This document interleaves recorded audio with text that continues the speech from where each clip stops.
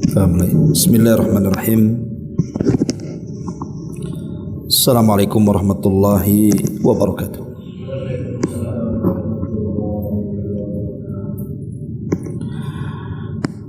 Alhamdulillah wassalatu wassalamu ala Rasulillah wa ala alihi wa sahbihi wa mawalah wa la hawla wa la quwwata illa billahi wa ba'du.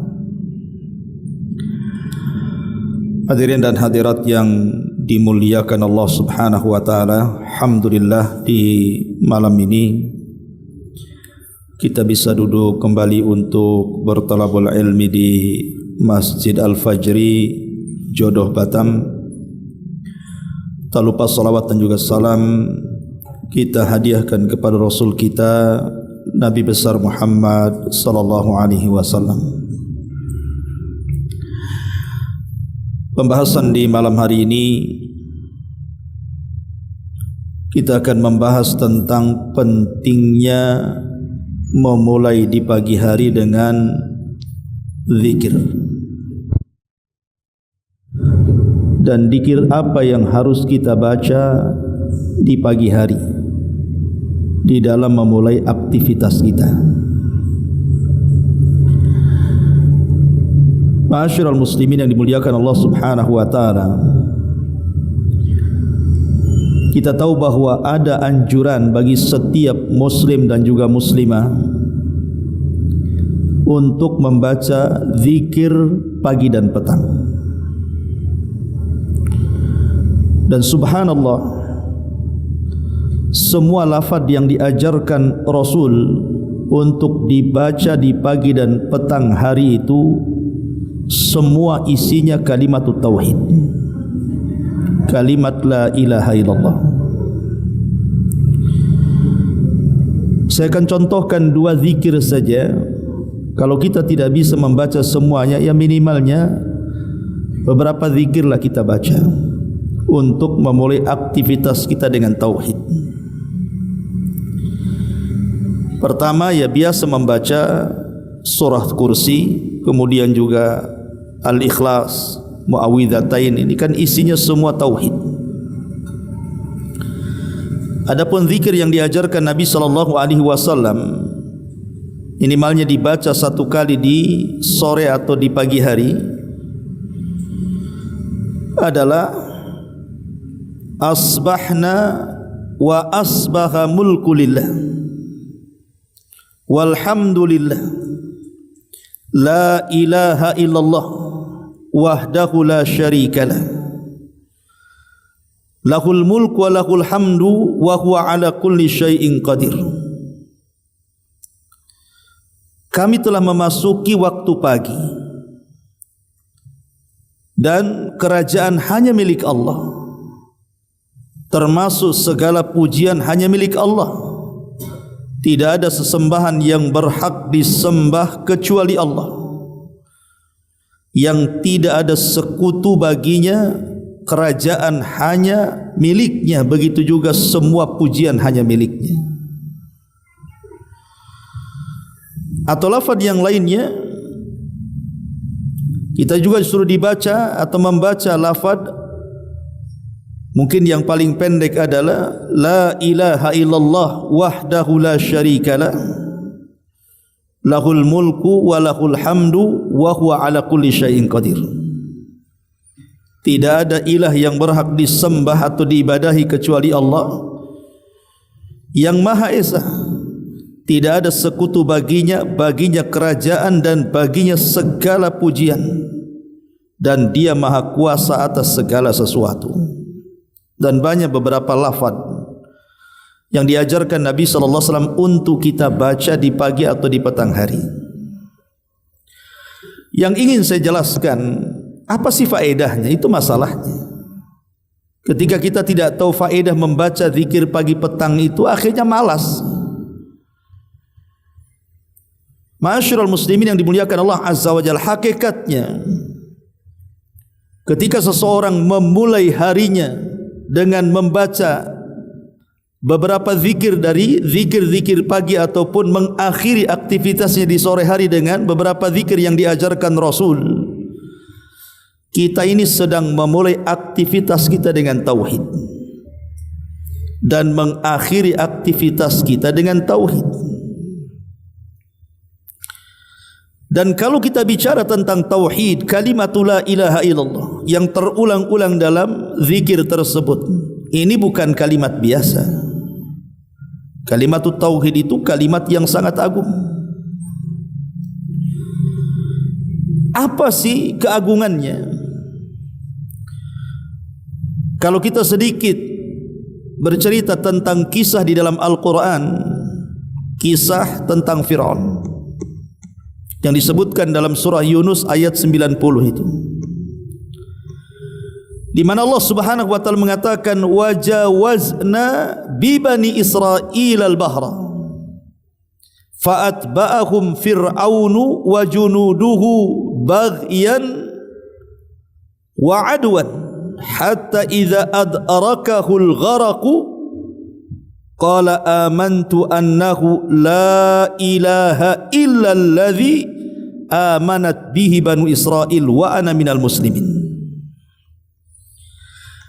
Dan ketika kami menyeberangkan Bani Israel melintasi lautan, lalu mereka diikuti oleh Fir'aun dan seluruh bala tentaranya karena hendak menganiaya, menindas dan memusuhi orang-orang yang dibawa Musa, Bani Israel, hingga bila Fir'aun itu telah hampir tenggelam di tengah lautan, tiba-tiba dia berkata, saya percaya bahwa tidak ada sesembahan yang berhak disembah kecuali Allah yang telah dipercaya oleh Bani Israel, dan saya termasuk orang-orang yang berserah diri. Kalau seandainya Fir'aun ini mengucapkan kalimat la ilaha illallah sebelum dia menyeberang lautan, tentu Fir'aun tidak akan masuk ke dalam neraka. Tapi karena dia mengucapkan kalimat itu ketika nyawa di tenggorokan, di kerongkongan, maknanya tobatnya ditolak oleh Allah Subhanahu wa taala, maka Fir'aun berhak masuk neraka.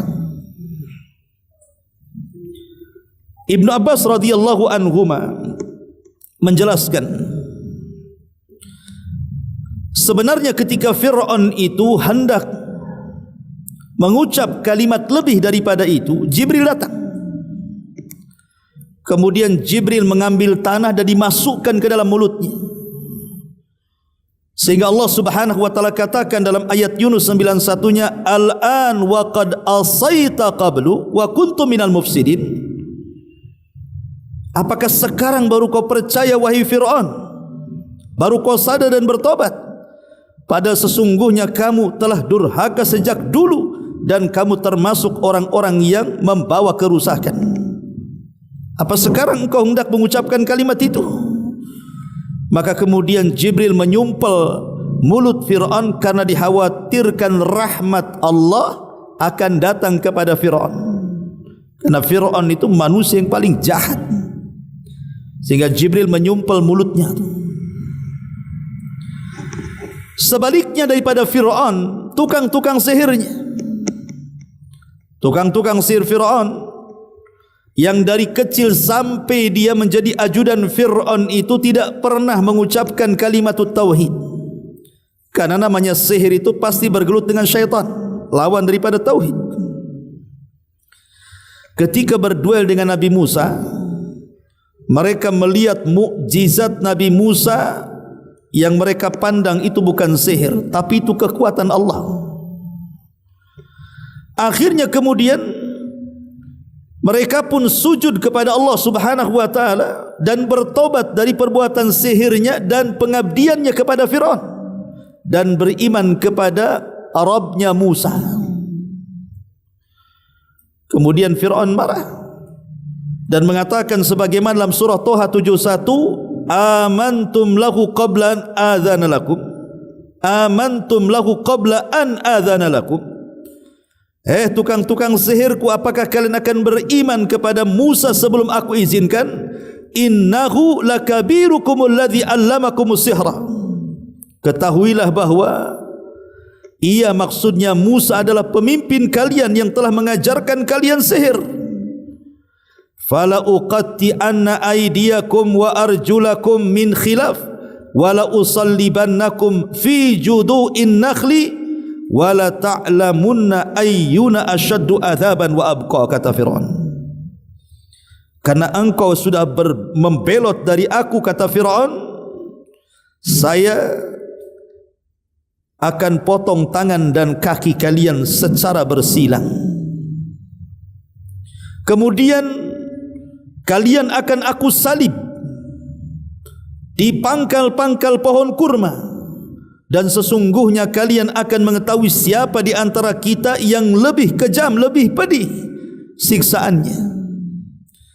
Tapi tukang-tukang sihir Fir'aun, mereka mengatakan dalam surah Al-A'raf ayat 126-nya, wa ma tankimu minna illa an amana bi ayati rabbina lamma ja'atna rabbana afriq alaina sabran wa tawaffana muslimin.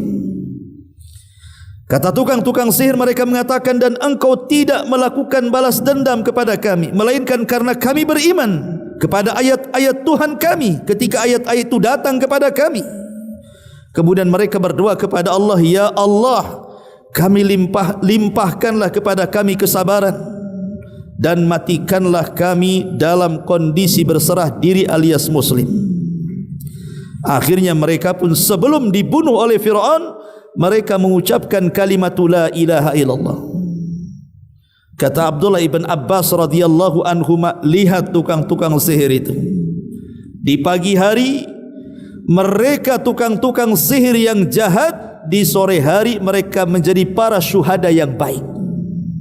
Subhanallah. Kalimat la ilaha illallah membalik semuanya. Kalau seandainya tukang-tukang sihir ini mengikuti Fir'aun, tentu mereka tidak akan masuk surga. Mereka akan masuk neraka selamanya.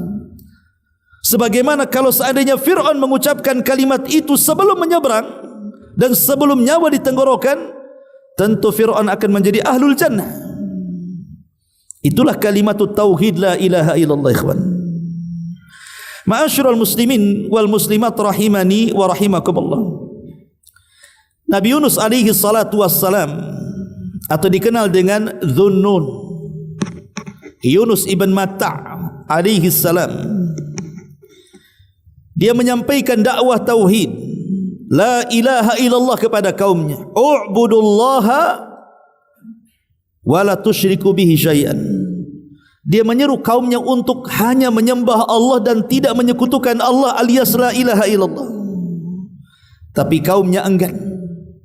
Akhirnya Nabi Yunus pun meninggalkan kaumnya sebelum Allah izinkan. Yunus pergi. Ketika Nabi Allah Yunus alaihi salatu wassalam kemudian berada di perahu, kemudian Nabi Yunus alaihi salatu wassalam tiba-tiba dikejutkan perahu itu berhenti di tengah-tengah lautan. Kenapa dihentikan Allah? Padahal tidak ada kerusakan dalam perahu itu. Rupanya perahu itu kebanyakan beban dan hampir tenggelam. Akhirnya kemudian semua beban perahu itu dijatuh-jatuhkan ke lautan, tapi juga masih berat juga bebannya karena ombak yang sangat kencang. Terpaksalah mereka harus membuang salah satu dari para penumpang untuk menyelamatkan orang banyak dan mengorbankan satu atau dua orang dari mereka. Diundilah dalam perahu itu. Rupanya keluar pula lah Nabi Yunus itu. Kata pemilik perahu, nampaknya dia orang saleh, dari penampilannya janganlah dia kasihan. Yang lain saja, kalau bisa preman aja lah. Dikocok lagi, dia lagi. Akhirnya mereka mengatakan, jangan-jangan engkau pernah melakukan dosa wahai fulan. Kata Nabi Yunus baru sadar, iya, mungkin di kesalahanku. Akhirnya dia pun menerjunkan diri dari kapal itu. Rupanya Allah sudah sediakan ikan yang sangat besar menelan Nabi Yunus alaihi salam. Kemudian dibawa ke dasar lautan. Yunus pun mengalami 3 kegelapan. Gelap di perut ikan, gelap di dasar lautan, dan gelap di tengah malam. Entah berapa hari, berapa bulan, berapa tahun, wallahu a'lam. Ulama tidak menjelaskan berapa lamanya Yunus itu dalam ikan. Tetapi Nabi Yunus alaihi salatu wassalam terus berzikir kepada Allah Azza wa Jalla dan bertasbih. Allah Subhanahu wa taala mengatakan dalam surah Al-Anbiya 87, "Wa dhannuni idh dhahaba mughadiban fa dhanna an la naqdira alayhi fanada fi dhulumati alla ilaha illa anta subhanaka inni kuntu minadh dhalimin." Dan ingatlah kisah Dhunnun Nabi Yunus itu, ketika dia pergi dalam keadaan marah, lalu dia menyangka bahwa kami tidak akan menyulitkannya, maka dia pun berdoa dalam keadaan yang sangat gelap, mengalami 3 kegelapan tadi. La ilaha illa anta, tidak ada sesembahan yang berhak disembah kecuali engkau ya Rabb. Subhanak, maha suci engkau ya Rabb. Inni kuntu minadh dhalimin, sesungguhnya aku termasuk hamba yang zalim. Kenapa aku meninggalkan kaumku sebelum kau izinkan? Lihat bagaimana tasbih Nabi Yunus memulai dengan kalimatut tauhid. La ilaha illa anta subhanak inni kuntu minadh dhalimin.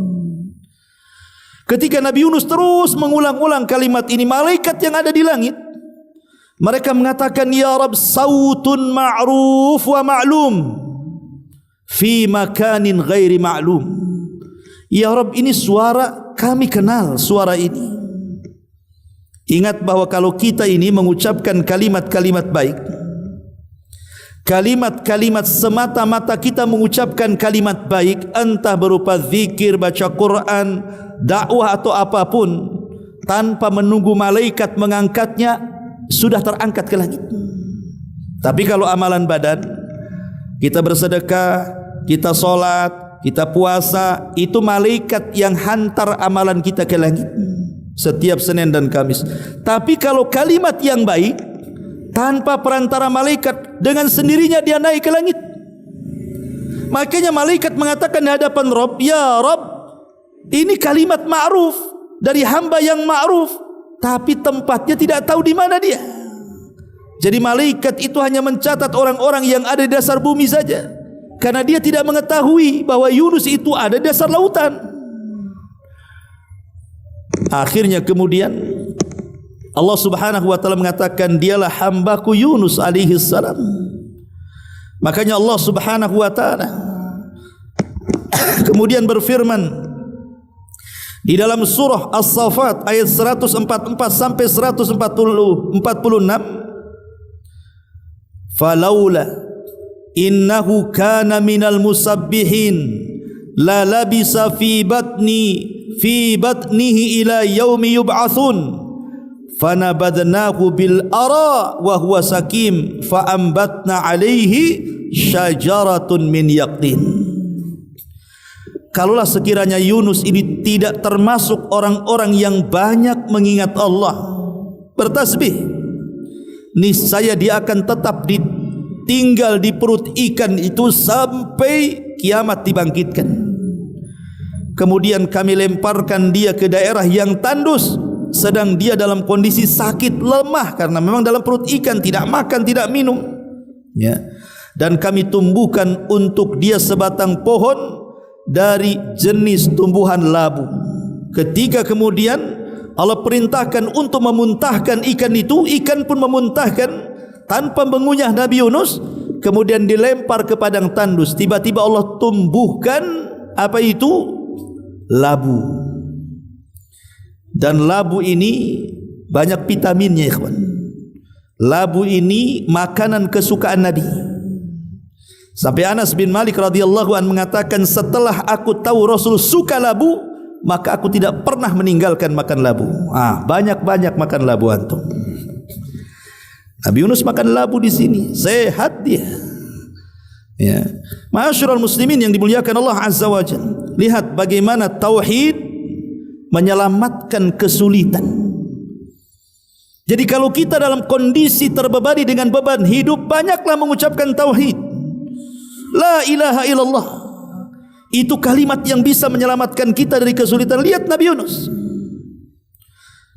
Lebih jauh daripada itu, Ibrahim alaihi salatu wassalam, ketika dia menghancurkan patung-patung Namrud, kemudian dia dipanggil dan dikatakan, a anta fa'alta bi alihatina ya Ibrahim, apa engkau yang melakukannya Ibrahim, menghancur-hancurkan patung itu?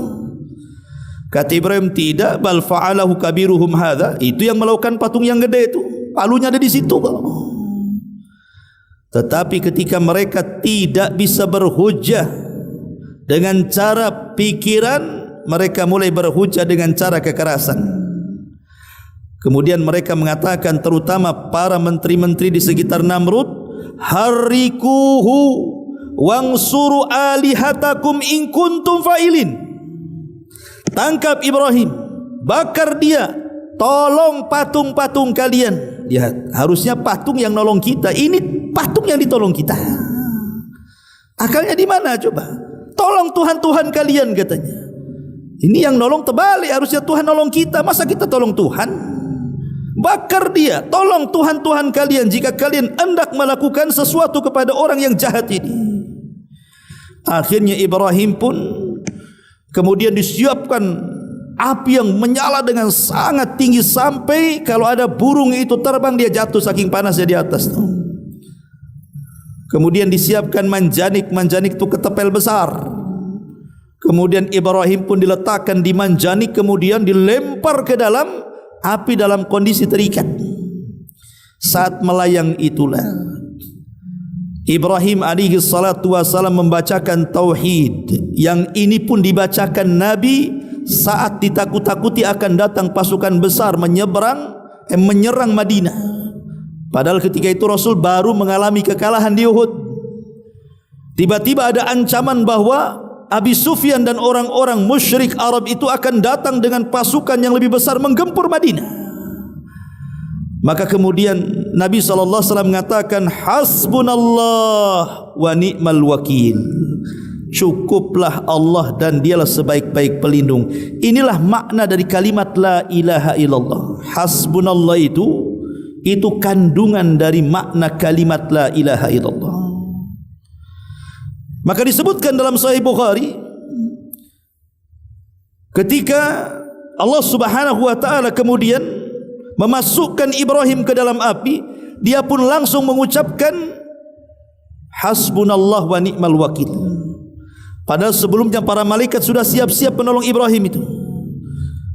Di antaranya adalah bagaimana malaikat-malaikat itu menawarkan diri. Jibril menawarkan, kemudian Mikail menawarkan untuk menurunkan hujan, kemudian malaikat-malaikat yang lain siap menawarkan untuk menolong Ibrahim. Tapi Ibrahim mengatakan, amma ilaika fala wa amma ilallahi fabala. Adapun aku harus meminta pertolongan kepada kalian wahai malaikat, tidak. Tapi kalau engkau menyuruh aku meminta pertolongan kepada Allah, ya. Sejak itu Ibrahim mengatakan, hasbunallah wa ni'mal wakil, ni'mal maula wa ni'man nasir. Ketika semata-mata Ibrahim mengucapkan kalimat tauhid, apa yang terjadi? Allah berfirman kepada api, kul ya naru kuni bardan wa salaman ala Ibrahim. Hei api, jadilah kau dingin, selamatkan Nabi Ibrahim. Coba kalau ayatnya titik di kalimat bardan, ini bahaya ikhwan. Kalau seandainya ayat kul ya naru kuni bardan, wahai api jadilah dingin, mungkin satu dunia api dingin, tak bisa untuk ngopi. Gimana caranya? Tetapi ayat ini tidak titik sampai di sini, ada komanya. Wasalaman, selamatkan ada Ibrahim, atas Ibrahim. Jadi api itu hanya dingin untuk Ibrahim saja. Tapi jangan pula antum jadi Ibrahim. Kul ya naru kuni bardan wasalaman ala Ibrahim. Ada rumah kebakaran, masuk antum di situ. Ya ndak bisa. Dinginnya api untuk Ibrahim, antum masuk api, keluar tinggal tulang. Ya. Ma'asyiral muslimin, karena banyak itu dukun-dukun itu, mereka kemudian yang mengatasnamakan dukun hitam putih itu, kadang-kadang putihnya karena dukun, karena baca-baca Quran, hitamnya karena dukun gitu. Makanya dukun hitam putih itu kadang-kadang disuruh baca Quran pula dia. Seperti umpamanya surah Yasin. Ketika Nabi SAW kemudian keluar dari rumah, mata Abu Jahal dan para pengikutnya tidak tahu kalau Rasul keluar itu. Membaca pula surah Yasin. Ya bayangkan, tidak ada kaitan itu mukjizat Nabi. Kita tidak punya mukjizat. Atau memegang ayat ini. Akhirnya Ibrahim pun diselamatkan. Lihat, api yang harusnya membunuh justru menyelamatkan Ibrahim. Air yang harusnya membuat kehidupan justru membuat mati Fir'aun. Terbalik, ikhwan. Air itu kan membawa kehidupan. Kami jadikan air itu segala sesuatu bisa hidup. Tapi membinasakan Fir'aun dengan air. Api yang harusnya membakar dan membunuh manusia justru menyelamatkan Ibrahim alaihi salatu wassalam. Kenapa demikian? Karena kalimat tauhid yang diucapkan Ibrahim alaihi salatu wassalam. Kemudian siapa lagi? Nabi Ayub alaihi salatu wassalam diberikan berbagai macam ujian beban hidup yang mungkin kalau kita di posisinya mati berdiri kita dibuatnya. Hartanya ludes, tidak tersisa. Anak-anaknya semua mati, tidak tersisa. Tidak cukup sampai di situ. Bulian manusia terjadi karena Ibrahim kemudian mendapatkan penyakit yang belum ada dalam kaumnya. Kata Imam Ibnu Katsir, penyakitnya Nabi Ayub, Nabi Ayub itu dari kepala sampai kaki penuh dengan benjol, isinya nanah dengan darah dan gatal. Gimana kehidupan? Orang pun menjauh, membuli. Terpaksalah Ibrahim harus hidup, Ayub harus hidup dengan istrinya di perbatasan desa karena tidak mungkin bergaul dengan manusia. Tapi Nabi Ayub bersabar. Yang tidak sabar istrinya. Biasa istri tak sabar. Biasanya suami sabar. Istri yang tak sabar kan? Atau antum yang tak sabar pula. Ya. Jadi istrinya mengatakan kepada Nabi Ayub, wahai suamiku, engkau kan seorang nabi, berdoalah kepada Allah. Kalau engkau berdoa kepada Allah, fa innaka sayastajibulak, fa innahu sayastajibulak, pasti dia Allah mengabulkan doa-doamu. Kau seorang nabi, berdoalah kepada Allah, minimalnya penyakit pula disembuhkan. Tapi Nabi Ayub mengatakan kepada istrinya, saya mau tanya sama kamu, berapalah kita ini diberikan nikmat? Kata istrinya, sekitar 70 tahun. Sekarang berapa waktu Allah memberikan ujian kepada kita? Baru 18 tahun.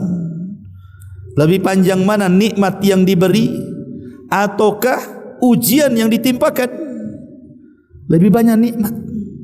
Kata Ayub kepada istrinya, seandainya aku dicoba seperti ini sepanjang Allah memberikan nikmat kepadaku, 70 tahun Allah berikan nikmat, kemudian Allah berikan ujian kepadaku 70 tahun, ini belum seberapa, kata Ayub.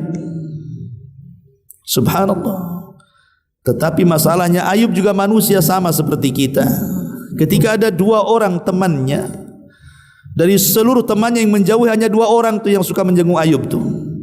Yang satu mengatakan kepada kawannya, jangan-jangan Ayub itu dikutuk oleh Allah.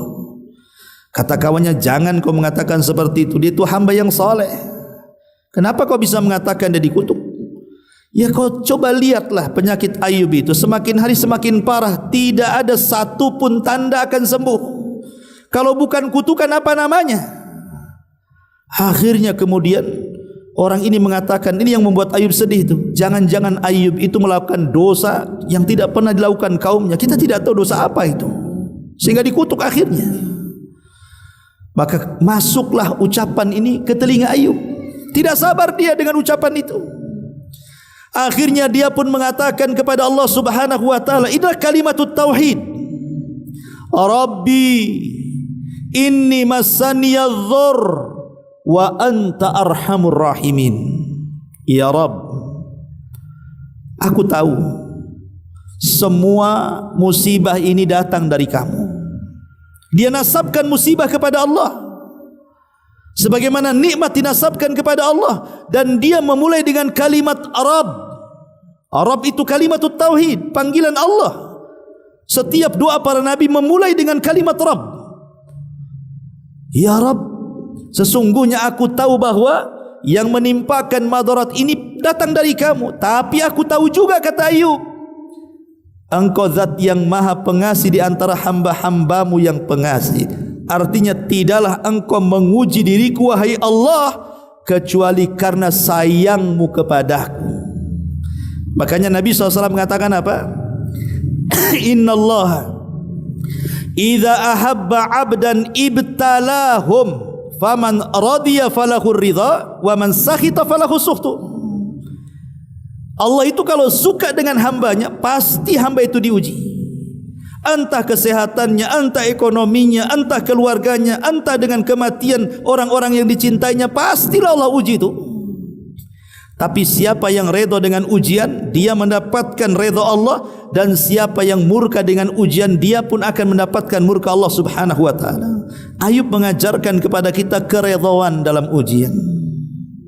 Ketika dia terus mengulang-ulang kalimat tauhid, Rabbi inni massaniya dzur wa anta arhamur rahimin, tiba-tiba Allah datangkan semua nikmatnya. Kekayaannya Allah lipat gandakan 2 kali lipat, anak-anaknya Allah lipat gandakan 2 kali lipat.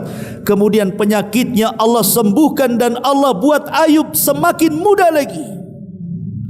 Siapa yang mengganti? Allah subhanahu wa ta'ala. Kenapa Allah ganti? Karena Ayub mengajarkan kepada kita kalimat tauhid. Sandarkan sesuatu itu kepada Allah subhanahu wa ta'ala. La ilaha illallah. Ma'asyiral muslimin yang dimuliakan Allah azza wa jalla, termasuk Nabi kita. Nabi SAW dalam perang Badar, disebutkan oleh riwayat Umar bin Khattab radhiyallahu anhu, Nabi tidak pernah perang sebelumnya dan tidak punya pengalaman perang juga sebelumnya. Dan itulah perang perdana dalam perang Badar itu. Ya wajar pasukan 314 melawan 1000 lebih, ya ketakutanlah Nabi, manusiawi. Di malam hari Rasul bersama Abu Bakar bermunajat istighatsah dan mengatakan doa yang ma'ruf yang dibaca Nabi SAW. Apa doanya? Allahumma anjiz lima wa'adtani, Allahumma ati ma wa'adtani, Allahumma intahlik hadil isabah falan tu'bad abada. Ya Allah, kabulkan janjimu kepadaku. Ya Allah, datangkan janjimu kepadaku. Ya Allah, kalau kau hancurkan pasukan yang sedikit ini, engkau tidak ada yang menyembah lagi di permukaan bumi ini. Kemudian terus bermunajat kepada Allah, berdoa kepada sampai khusyuknya ridaknya Rasul, selendangnya Rasul jatuh. Abu Bakar mengambilnya, kemudian dipakaikan kepada Rasul, kemudian mengatakan hasbuka hasbuka ya Rasulullah, cukup wahai Rasul, Allah sudah mengijabah doamu. Akhirnya Allah subhanahu wa ta'ala malam itu menunjukkan kekuatannya, dikirim 1000 dulu, 1000 malaikat dipimpin oleh Jibril. Ketika itu Rasul mengatakan kepada Abu Bakar, absyir ya Abu Bakrin, berbahagialah ya Bakar, Allah sudah kirim dan Allah perlihatkan 1000 malaikat kepadaku. Ketika keesokannya perang, Allah tambah lagi 2000 jadi 3000. Ketika perang berkecamuk, Allah tambah lagi 2000 jadi 5000. 5000 malaikat terlibat dalam perang Badar, dipimpin oleh Jibril, menunggang kuda Haizum namanya. Kudanya Jibril itu namanya Haizum. Kaidum Haizum, majulah wahai Haizum, kata Jibril sambil menghunus pedang. Maka Allah menangkan dalam perang Badar ini. Lihat bagaimana dahsyatnya kalimat tauhid. Makanya Nabi SAW kalau ada kesulitan yang tidak bisa keluar dari situ, dan ini pun antum bacalah, antum harus yakin, jangan coba-coba. Setiap doa itu tidak boleh coba-coba, tidak boleh ada keraguan, harus yakin. Kalau coba-coba saja, ya tidak yakin antum dengan kalimat tauhid. Harus yakin. Apa kata Nabi SAW dalam sebuah hadis yang dikeluarkan oleh Imam Muslim dan Bukhari dari Ibnu Abbas radhiyallahu anhuma, kana Nabi sallallahu alaihi wasallam yad'u indal qarabi. Rasul senantiasa berdoa di saat genting yang luar biasa. Apa doa Rasul? La ilaha illallahil azim al halim, la ilaha illallah rabbus samawati wal ardi wa rabbul arshil azim. Ini doanya Nabi.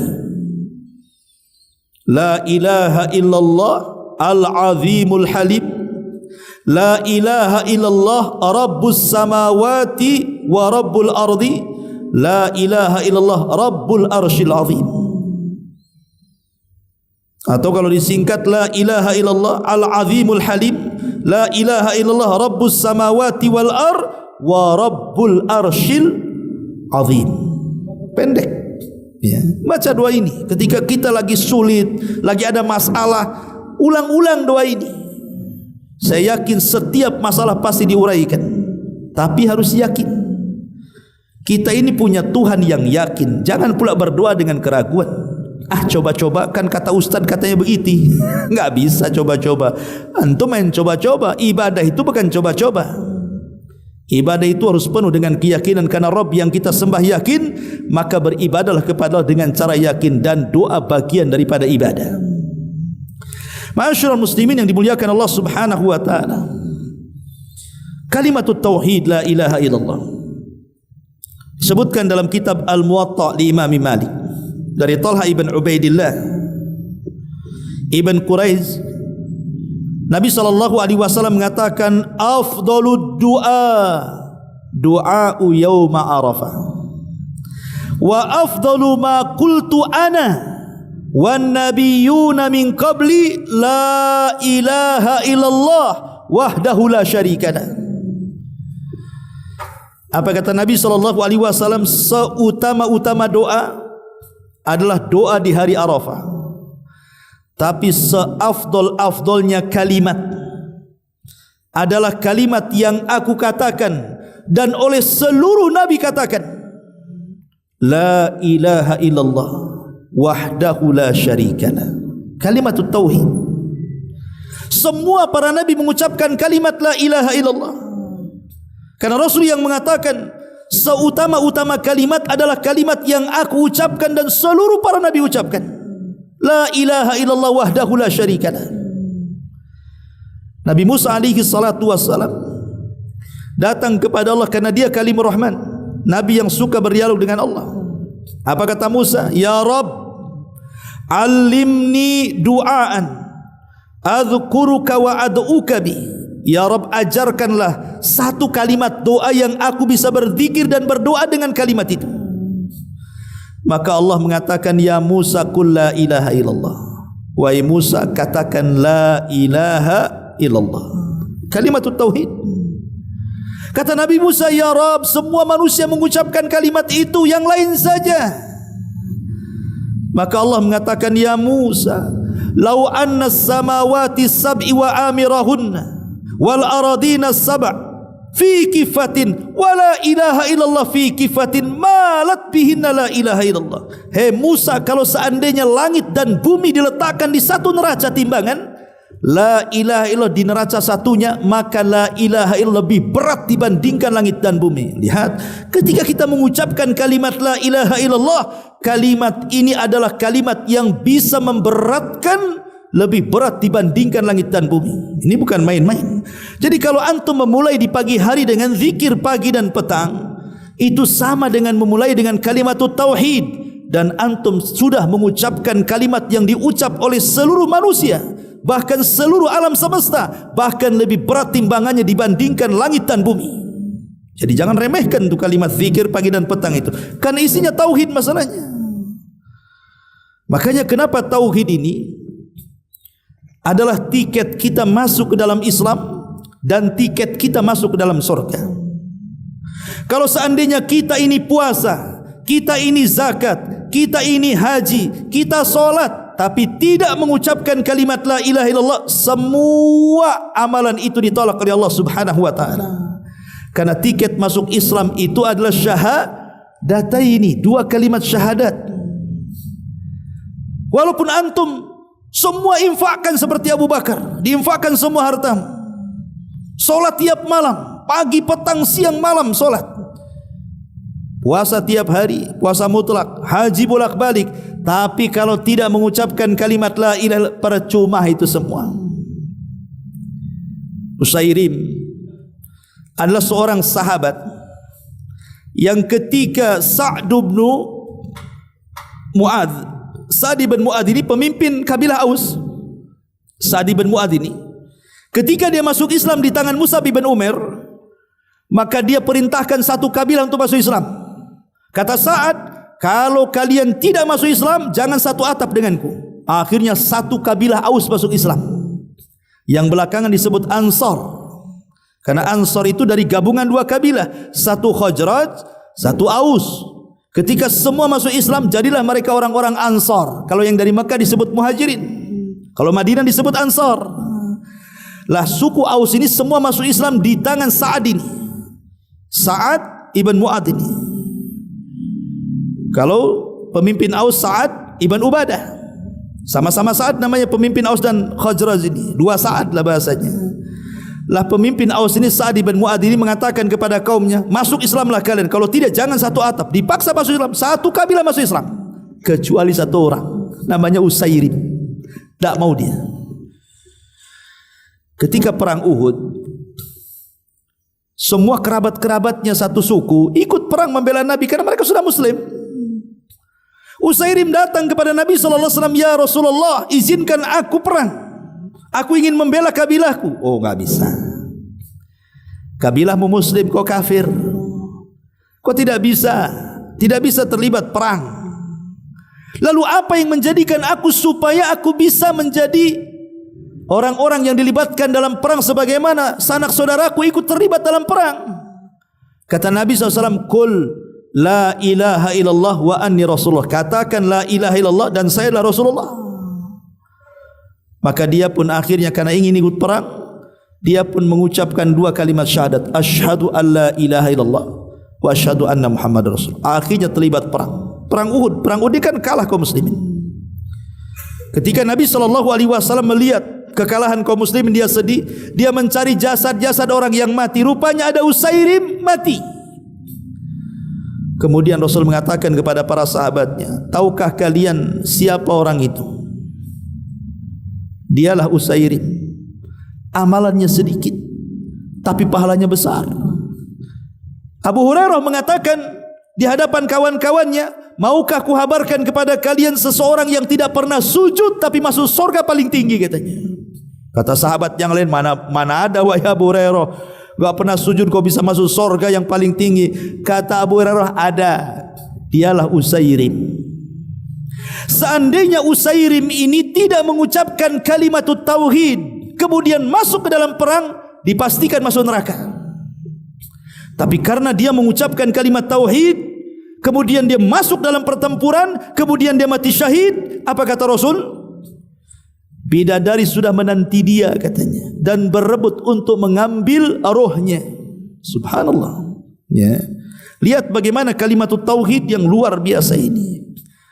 Makanya seandainya kemudian Usairim ini berjihad tanpa mengucap dua kalimat syahadat itu, maka sia-sia perangnya, kan? Menunjukkan bahwa amalan sebesar apapun, sampai anda mengeluarkan harta, jiwa, waktu dan sebagainya, kalau tidak didasari dengan kalimat tauhid la ilaha illallah, percuma amalan itu. Makanya kenapa kemudian tidak ada manusia yang mengucapkan kalimat tauhid kecuali akan disaksikan oleh Allah Subhanahu wa taala. Kalau seandainya kita dalam solat, antum Allahu Akbar, kemudian imam mengatakan ghairil maghdubi alaihim waladdallin, kemudian imam mengatakan amin dan antum mengatakan amin, apa kata Rasul? Barang siapa yang aminnya mencocoki amin para malaikat, dosa-dosa kita akan diampuni. Ini ucapan amin. Kalau mencocoki ucapan aminnya para malaikat, diampuni dosa kita. Macam mana dengan ucapan la ilaha illallah yang Allah katakan syahidallahu annahu la ilaha illallah wal malaikatu wa ulul ilmi qaiman bil qisti la ilaha illahu huwal azizul hakim. Kata Allah, syahidallahu annahu la ilaha illahu, Allah bersaksi kepada dirinya bahwa tidak ada sesembahan yang berhak disembah kecuali dirinya. Begitu juga malaikat bersaksi tentang la ilaha illallah. Begitu juga para ulama bersaksi tentang la ilaha illallah.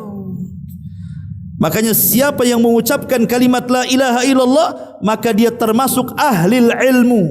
Karena Allah yang mengatakan fa'lam annahu la ilaha illahu wastaghfir li dzambik. Lihat bagaimana Allah mendahulukan kalimat tauhid sebelum orang itu istighfar.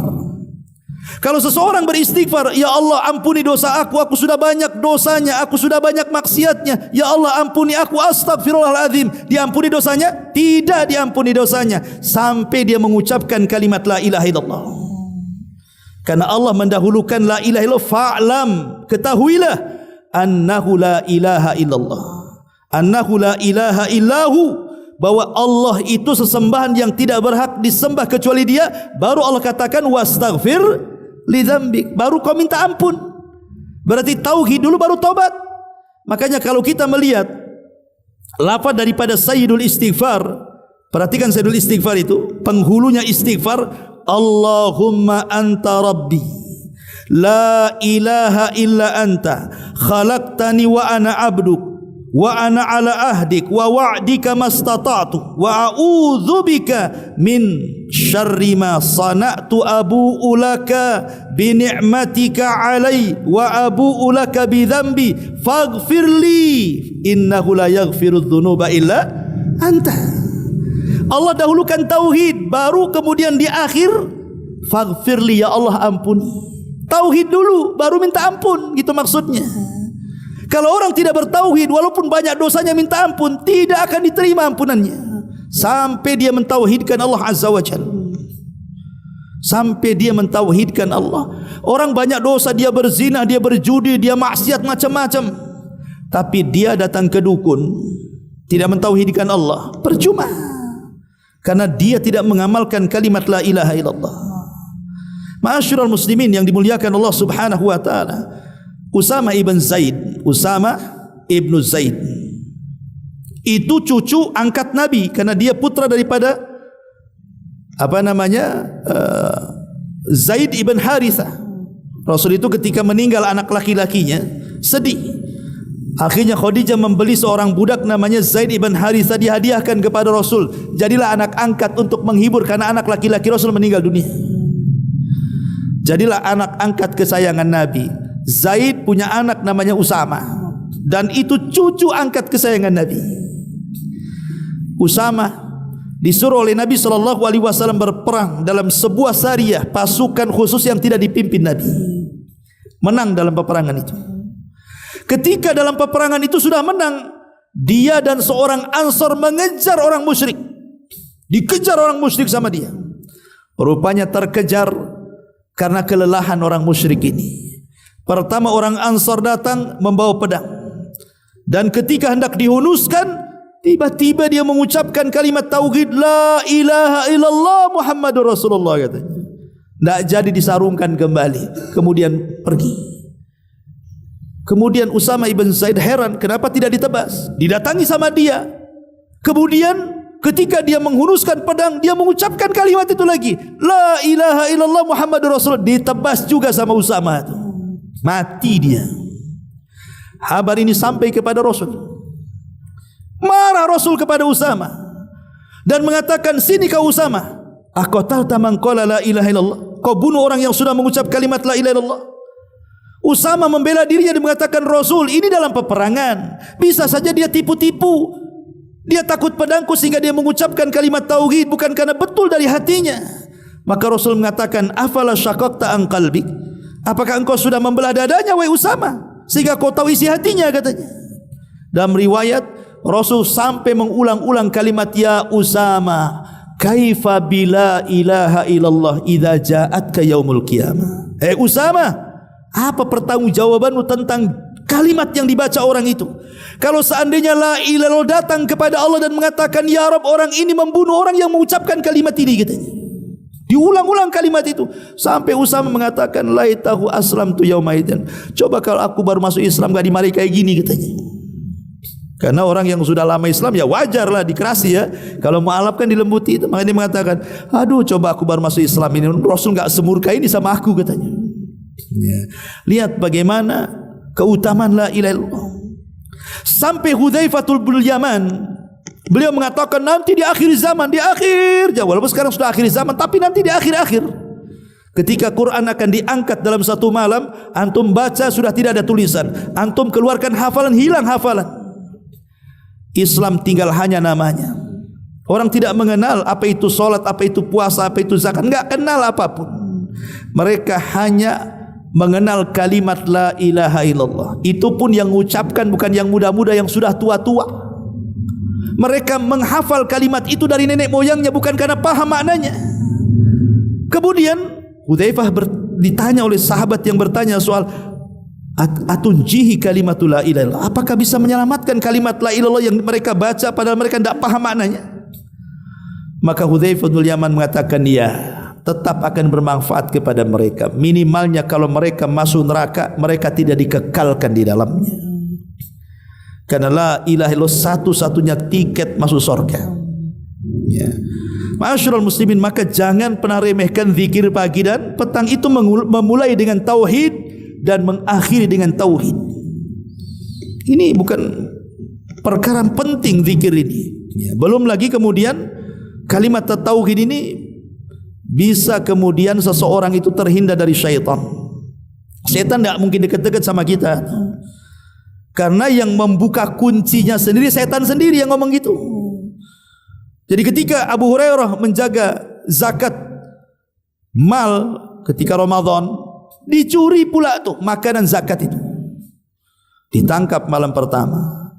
Kemudian dilepas alasannya karena dia orang miskin, anaknya butuh makan. Malam kedua mencuri lagi, kena tangkap lagi.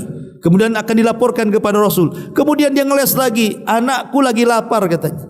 Malam ketiga menyuri lagi, kata Bro, tidak bisa kau tiap malam tuh nyuri makan tuh. Kau akan ku melaporkan dan ku bawa kepada Nabi. Tiba-tiba dia mengatakan, Abu Hurairah, lepaskan aku. Maukah ku ajarkan kepadamu, apabila engkau baca ayat ini sebelum tidurmu, kau tidak akan didekati setan katanya. Apa itu? Kemudian orang ini mengucapkan kalimat ayat kursi. Ayat kursi itu kalimat tauhid, karena dimulai dengan la ilaha illallah kan. Allahu la ilaha illa huwal hayyul qayyum la ta'khudhuhu sinatun akhiril ayat. Itu kalimat tauhid, ayat kursi itu. Maka keesokan harinya Rasul sudah tahu itu. Kata Rasul, tahukah engkau wahai Abu Hurairah yang kau tangkap itu siapa? Tidak tahu ya Rasul. Dia adalah setan katanya. Shadaqaka wa huwa kadzub. Untuk masalah ini benar, tapi umumnya dia itu pendusta. Khusus satu masalah ini dia benar katanya. Maksudnya kalau tidur baca ayat kursi itu benar, tapi selain ini dia pendusta, jangan kau benarkan. Lihat kalimat tauhid yang terkandung dalam ayat kursi dibocorkan sama setan sendiri, bahwa setan tidak akan dekat-dekat dengan orang yang bertauhid itu. Ma'asyiral muslimin yang dimuliakan Allah Subhanahu wa taala. Lebih daripada itu, tentu kalimat tauhid adalah kalimat yang merupakan tali kuat untuk menjaga Islam dan iman. Selama tauhid la ilaha illallah masih ada dalam dada kita, maka Allah mengatakan, faman yakfur bitaghuti wa yu'min billah faqad istamsaka bil urwatil wuthqa lan fisama laha wallahu samiun alim.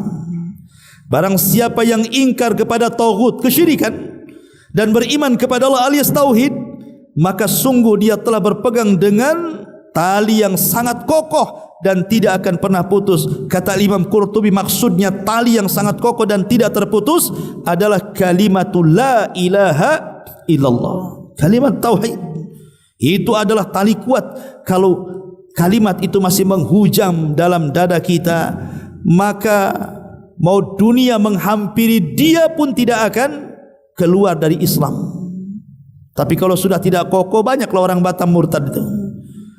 Gara-gara faktor pernikahan, nikah dengan bule akhirnya jadi kafir kan itu ya. Itu karena kalimatnya sudah tidak lagi kokoh dalam hatinya. Dia memilih dunia, ya. Ma'asyiral muslimin yang dimuliakan Allah Azza wa Jalla. Bahkan orang yang mentauhidkan Allah itu, dia akan dimantapkan jawabannya saat ditanya mungkar nakir.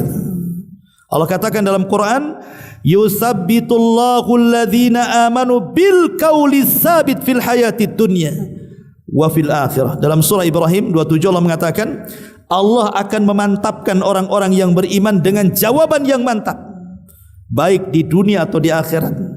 Para ulama tafsir mengatakan maksudnya adalah pertanyaan mungkar dan nakir, man rabbuk, siapa Rabb, Wa manabiyuk, siapa nabimu? Wa madinuk, apa agamamu?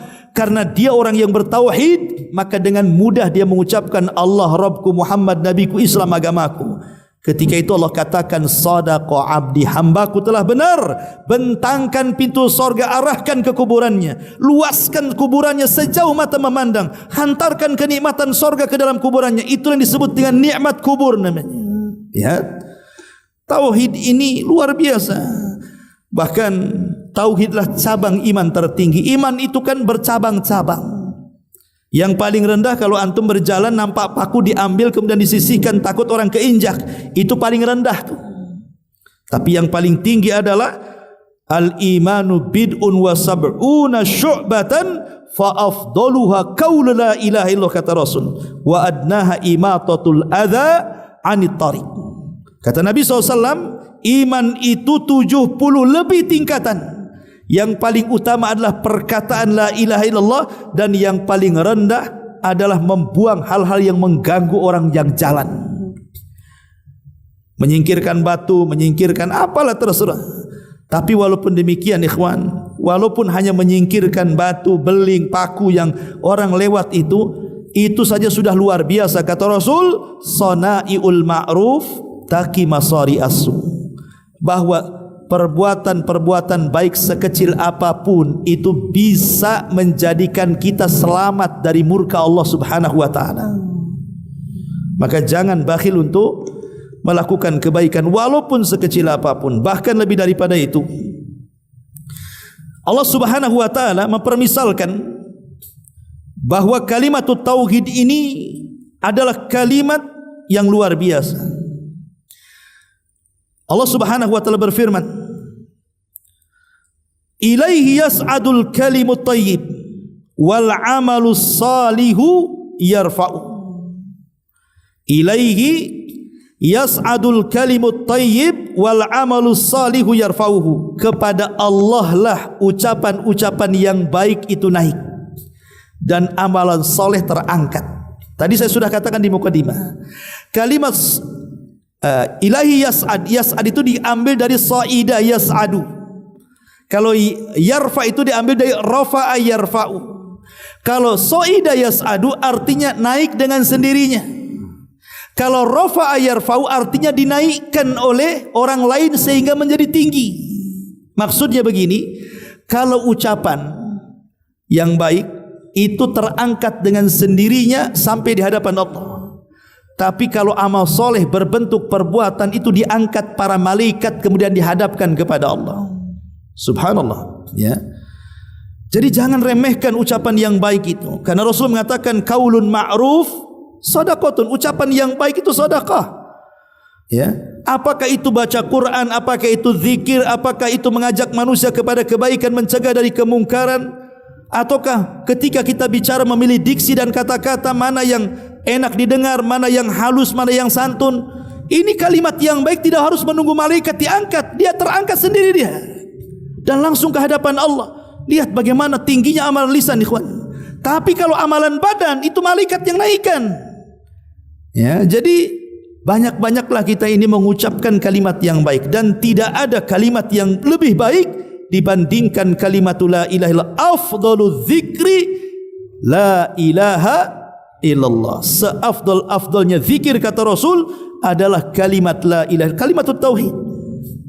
Makanya kemudian Allah mempermisalkan dalam surah Ibrahim 24 itu, alam tara kaifa daraballahu mathalan kalimatan thayyibatan kasyajaratin thayyibatin asluha tsabitun wa far'uha fis sama tu'ti ukulaha kullahinin bi'idni rabbiha wa yadribul amsala linnasi la'allahum yatadzakkarun. Tidakkah kamu perhatikan, kata Allah, bagaimana Allah membuat perumpamaan kalimat yang baik seperti pohon yang baik. Akarnya menancap sampai ke bumi, kemudian cabangnya menjulang sampai ke langit. Pohon itu memberikan buah-buahan pada setiap musim dengan seizin Tuhannya. Allah membuat perumpamaan-perumpamaan itu supaya manusia berfikir. Maksudnya apa? Kalimat di sini, pohon yang baik adalah kalimatut tauhid. Adapun akarnya yang menancap diaplikasikan lewat perbuatan dia. Adapun kemudian dahannya menjulang ke langit, bahwa kalimat tauhid akan mengangkat semua amalan kita kepada Allah. Kemudian buahnya yang kita makan setiap musim itulah sorga. Itulah kalimat tauhid. Akan mengokohkan jiwa dan akan mengangkat semua amal, dan terakhirnya kita masuk ke dalam sorga. Ini permisalan yang luar biasa dari Allah Subhanahu wa taala. Bahkan orang yang meninggal kemudian dia mengucap kalimat tauhid, man qala fi akhir kalamihi la ilaha illallah dakhalal jannah. Siapa yang ucapan kalimat akhirnya la ilaha illallah, maka dipastikan masuk sorga. Maka dari situ Rasul mengatakan, lakinu mautakum bila ilaha illallah. Talkinkan, ejahkan orang yang sedang sakaratul maut dengan kalimat tauhid, karena itu kalimat yang bisa mengakhiri manusia husnul khatimah. Inilah di antara keutamaan tauhid. Makanya sering, atau saya ulang lagi, jangan lupa zikir pagi petang, karena itu sama dengan memulai aktivitas kita dengan tauhid dan mengakhiri aktivitas kita dengan tauhid. Subhanakallah bihamdika asyhadu an la ilaha illa anta astaghfiruka wa atubu ilaik. Allahu ta'ala. Assalamualaikum warahmatullahi wabarakatuh.